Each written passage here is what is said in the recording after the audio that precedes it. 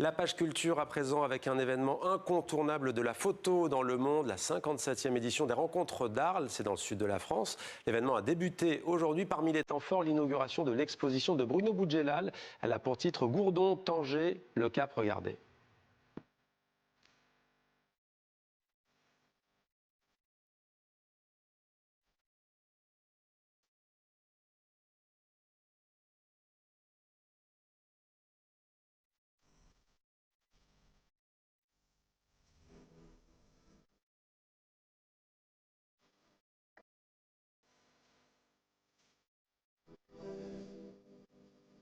Et on retrouve sur place, en direct des Rencontres d'Arles, Pascal Achard. Bonsoir Pascal, des mondes à relire, c'est le thème de cette édition 2026 qui met donc l'Afrique au premier plan. Et vous avez d'ailleurs choisi d'ouvrir le festival avec Bruno Boudjelal qui nous offre une traversée photographique fascinante du continent africain. Bonsoir Mohamed, oui, à mes côtés Bruno Boudjelal qui inaugure aujourd'hui aux Rencontres d'Arles son exposition Goudron, Tanger, le Cap. C'est 20 ans, une vingtaine d'années de photographie et de voyage à travers le continent africain. Merci d'être avec moi Bruno. Bonjour, merci. Alors moi je vous ai rencontré la première fois, c'était il y a une quinzaine d'années, c'était en Algérie pour un road trip photographique en Algérie, je ne sais pas si vous vous en souvenez, oui, et vous étiez à l'époque à la recherche de vos racines. Donc là, vous avez pris le goudron, comme on dit en Afrique, vous avez pris la route entre le Maroc et l'Afrique du Sud. Quelle était cette fois, avec ce projet-là, votre quête ?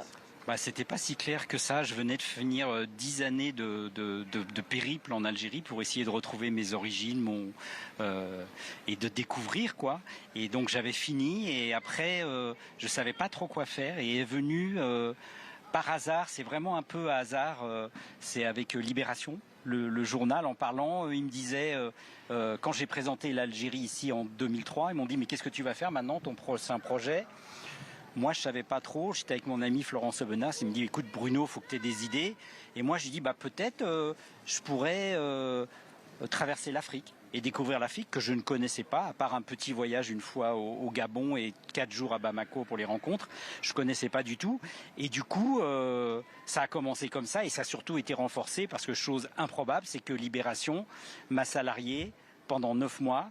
Et juste pour voyager, pour faire ce voyage. Et puis vous avez continué ensuite pendant une vingtaine d'années. C'est un projet au long cours. Alors le fil conducteur de cette exposition et de ce projet, c'est la route, avec des portraits, des paysages oniriques, des photos un petit peu comme prises sur le vif. Vous avez une manière instinctive de travailler que vous revendiquez depuis le début de votre carrière. Mais alors ce projet, vous dites que ce n'est pas un projet documentaire, Goudron, Tanger, le Cap. Comment vous le définiriez ?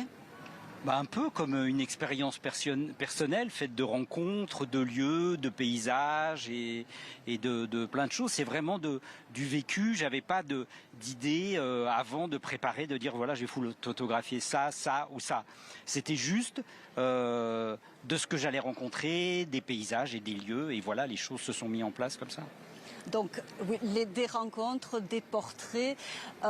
Sur la route, plusieurs pays traversés. Combien de pays vous avez traversé à peu près ? Plus d'une vingtaine.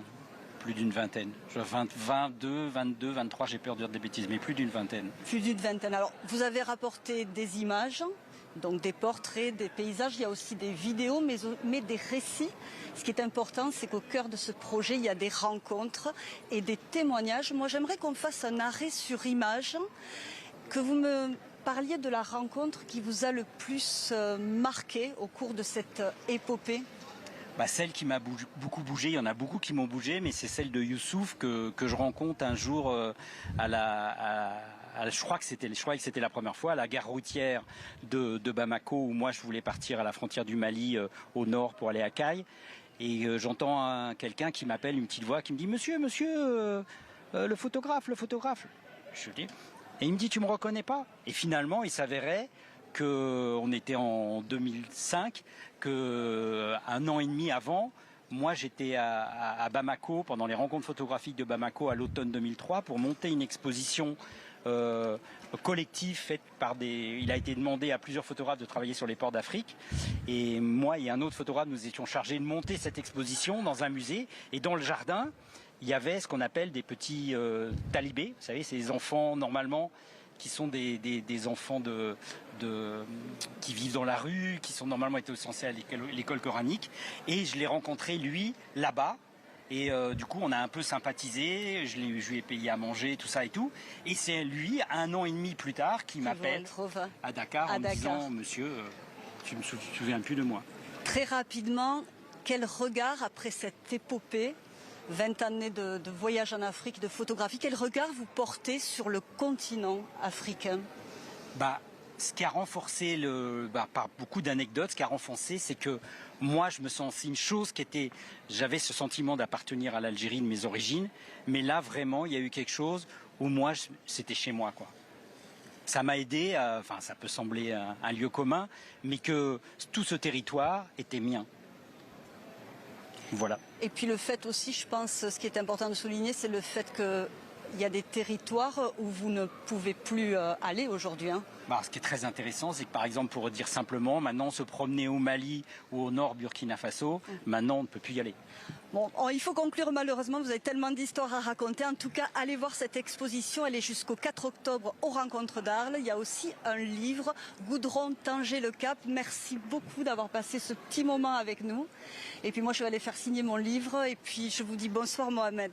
Merci beaucoup Pascal Achard avec Guillaume Gouet à la caméra et Bruno Boudjelal. Merci également à vous.